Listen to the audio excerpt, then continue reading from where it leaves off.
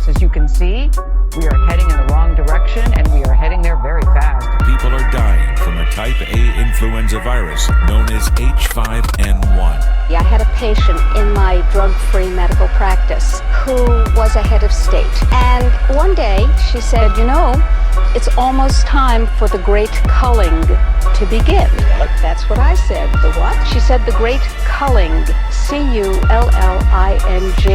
when you thin the herd. I said, what are you talking about?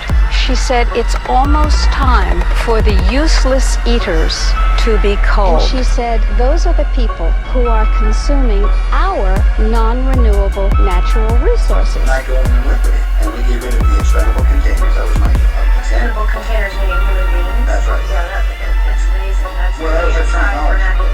Well, what else we use at that time? I mean, went from there to useless eaters today, so you're happy with it, you're a human resource. The mayor of Los Angeles calling coronavirus the greatest threat to life. One report says this week COVID-19 became the leading cause of death in the United States. C-U-L-L-I-N-G, when you thin the herd. Homeland Security, or FEMA if you want to call it, they're going to declare an emergency, which are going to shut down everything. It's time for the great culling to begin. Who are the people who make this decision? We, the aristocrats. The issue of the new strain is very serious, and I don't believe this country is taking it as seriously as it should. And more importantly, I don't think this country is taking the action that it should take, okay? We don't know if the vaccine works on it or not. We think the vaccine works on it. All right, start with the mutation that is in the UK.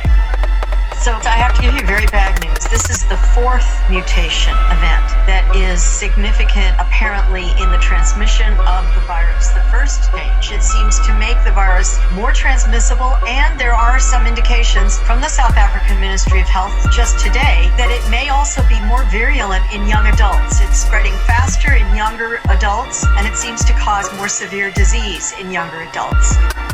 The mayor of Los Angeles calling coronavirus the greatest threat to life. One report says this week COVID-19 became the leading cause of death in the United States. C-U-L-L-I-N-G, when you thin the herd. Homeland Security, or FEMA if you want to call it, they're going to declare an emergency, which are going to shut down everything. It's time for the great culling to begin. Who are the people who make this decision? We, the aristocrats. As the vaccine rolls out, cases are still exploding across the country. California seeing record levels.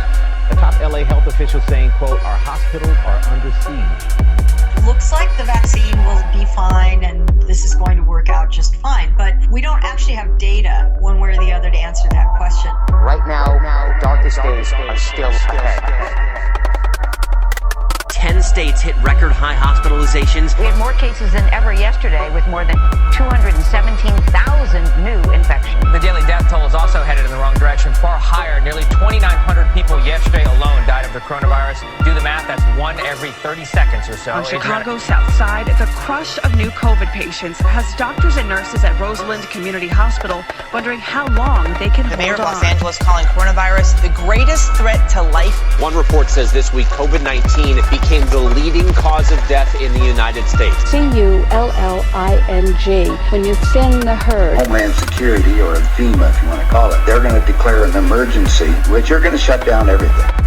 It's time for the great culling to begin. Who are the people who make this decision? We, the aristocrats.